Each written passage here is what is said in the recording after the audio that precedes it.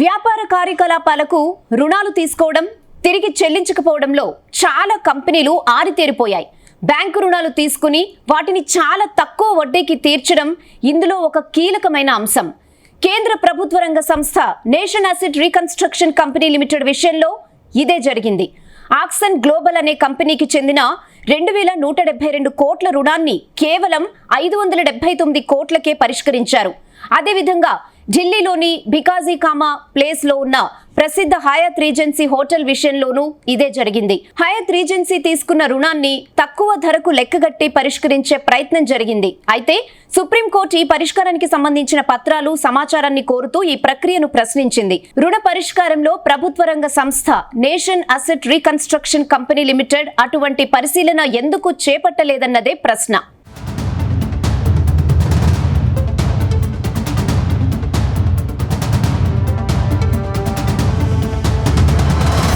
ఇది ఢిల్లీలోని Bikaji comma place లో ఒక ప్రసిద్ధ హోటల్ హయాత్ రీజెన్స్.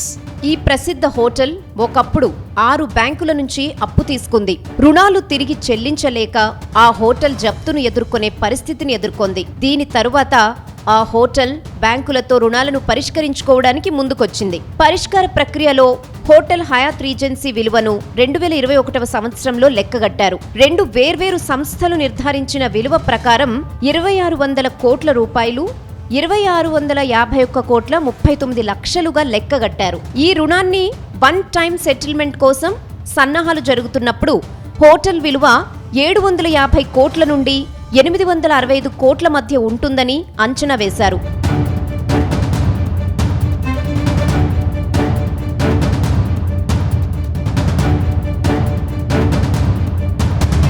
దీని అర్థం అసలు ధరలో 1/3 కంటే తక్కువ. హోటల్ ధర ఒకేసారి జరిగే పరిష్కారం సమయంలో ఆస్తి విలువలో తగ్గుదల విషయంలో సుప్రీంకోర్టు జోక్యం చేసుకుంది. హయాత్ రీజెన్సీ హోటల్ విలువ, అసలు బ్యాంక్ రికార్డులు, బకాయి మొత్తాలకు సంబంధించి నివేదికలను కోరింది.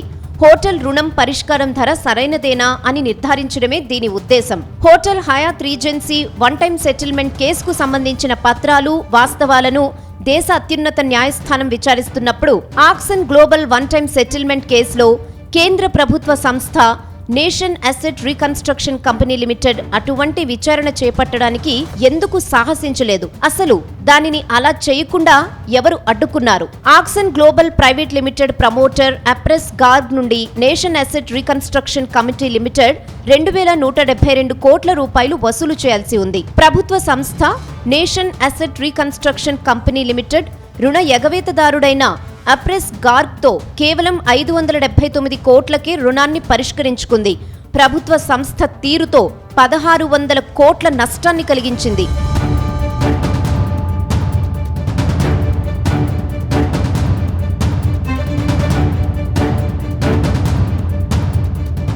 ప్రజాధనానికి నష్టం కలిగించేందుకు nation asset reconstruction company limited నిబంధనలను ఉల్లంఘించిందనే ప్రశ్నలు ఇప్పుడు తలెత్తుతున్నాయి. ఎందుకంటే ప్రభుత్వ సంస్థ nation asset reconstruction company limited రుణ పరిష్కారం కోసం ఏ కంపెనీని బిడ్కు పిలవలేదా?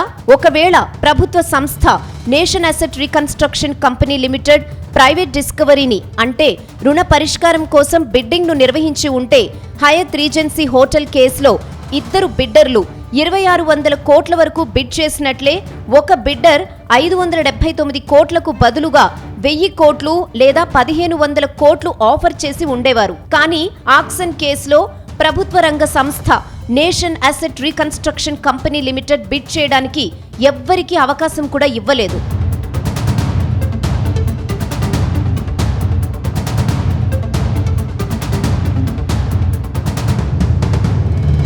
రుణ పరిష్కారం టైంలో ప్రైవేట్ ఆస్తి పునర్నిర్మాణ సంస్థలు నిరంతరం పరిశీలనలో ఉంటాయి.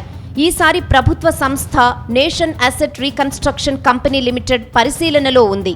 రుణ పరిష్కారానికి ముందు బిడ్డింగ్ నిర్వహించకుండా దానిపై ఎలాంటి ఒత్తిడి ఉందనేది ప్రశ్న. దీని ఫలితంగా సామాన్య ప్రజల సొమ్ము నష్టపోయింది.